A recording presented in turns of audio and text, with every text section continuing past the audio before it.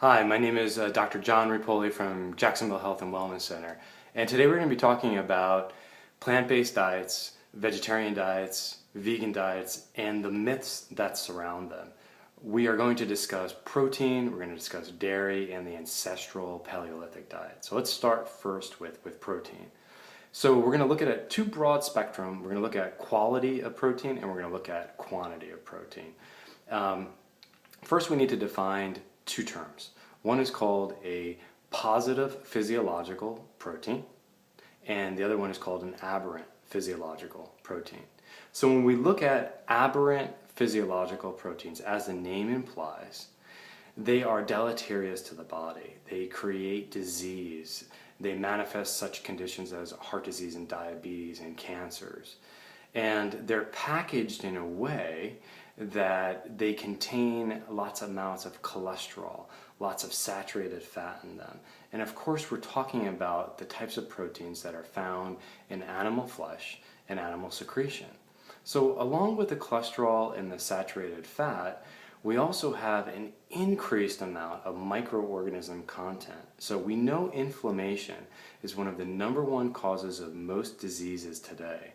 And when we look at the difference, say, between a piece of any type of animal-based product and we compare it to, say, a potato or a carrot, we're going to see a 1,000,000 to billion-fold increase in microorganism content.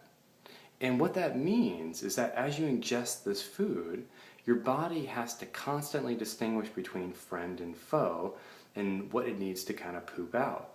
And so your immune system is in overcharge, and we call that inflammation. So animal products, by their very nature of the amount of microorganism content on them, are always going to create an increased inflammatory response or an increased inflammatory load onto the body.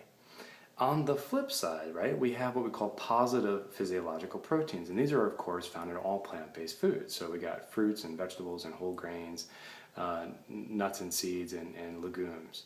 And these positive physiological proteins are packaged in such a way that, of course, they don't have the cholesterol, they don't have the saturated fat, and their microorganism content is decreased. In other words, they're going to have a very minimal effect or a minimal inflammatory load as compared to, say, animal-based products. They contain with them thousands of phytonutrients, and phyto means plant, these different types of nutrients that convey anti-aging properties or antioxidant effects of scavenging things such as free radical production in the body. And when we look at choosing our foods, we're looking at making sure that we're choosing these positive physiological proteins that are from plant-based materials as conveying the wisdom to protect us, not only to treat, but also to prevent us from cancers and diabetes and heart disease and so forth. Now, when we jumpstart, we kind of look now at, say, the quality of protein. So the quality of protein is really where the indoctrinated myths that surround our society come from. Because what they tell us is that protein is synonymous with animal flesh. Protein is synonymous with the word animals, and that vegetables are synonymous with carbohydrates. But that's actually not true. So if you were to open up any nutritional book, if you were to go on Google, what you're going to see is that most vegetables have a very high percentage of protein as compared to, say, a piece of red meat. In fact, most of them actually have a higher percentage of protein. Okay, but if I eat a piece of cauliflower and a piece of broccoli, yes, I might get a higher percentage of protein, but I'm not going to get as many grams as I would if I had chosen to eat a piece of red meat.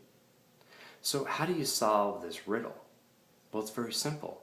You simply need to eat more of the plant-based materials. So when you go on a vegetarian, vegan, plant-based diet, what occurs is that as long as you are obtaining a sufficient amount of calories to sustain you, proportionally, you will get enough percentage and grams of protein.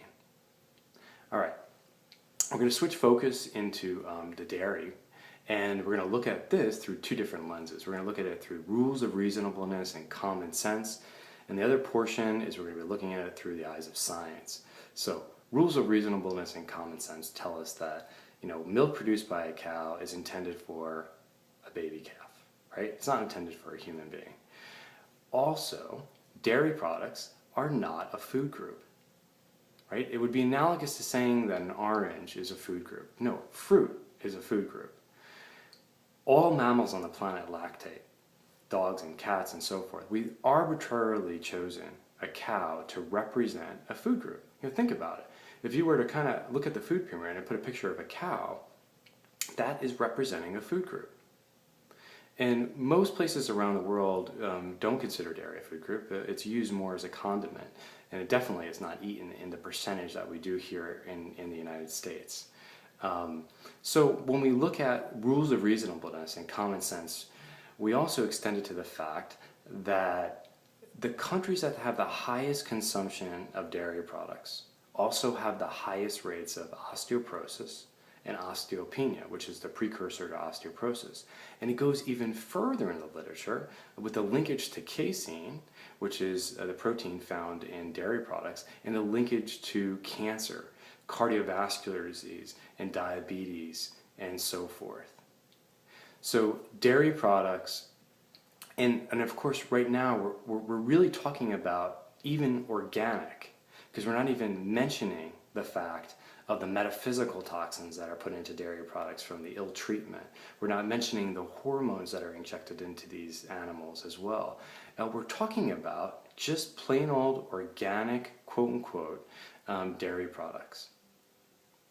So the next kind of area we want to look at, or the next myth, is really the Paleolithic ancestral diet.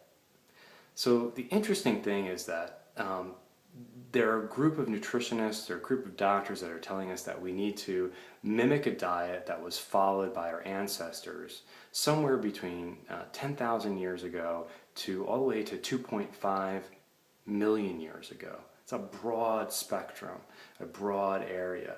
So are we following the diet from 50,000, 100,000, 1 million, 1.5 million years ago? What they're telling us is that, we need to make up, 40, 50% of our caloric intake should be coming from animal-based products. And that's what our ancestors did. So there's controversy towards that. I mean, obviously we know our closest living relatives are the apes and the chimpanzees, live primarily off a plant-based diet. But I'm just going to read something from a recent published article in the Journal of Nature. This is in June of 2012. And they say, the reports that almost the entire diet of our very early human ancestors, dating from 2 million years ago, consisted of leaves, fruit, wood, and bark, a similar diet eaten by modern-day chimpanzees. Dr. McDougall tells us also, and this is a quote from Dr. McDougall, that all large populations of trim, healthy people throughout verifiable human history have obtained the bulk of their calories from starch. In other words, plants. Because we can, hypothesize, what our ancestors ate, but with the history that we currently know, all civilizations have lived and thrived off plant-based foods. Examples. We have the Japanese and the Chinese and the Asians with sweet potatoes, buckwheat, and rice. Incas in South America eating potatoes. Mayans and Aztecs in Central America eating corn. Egyptians in the Middle East eating wheat, and so forth. But I think one of the most important things that we really need to look at is a possible elitist view. And this is directly from the Paleolithic diet.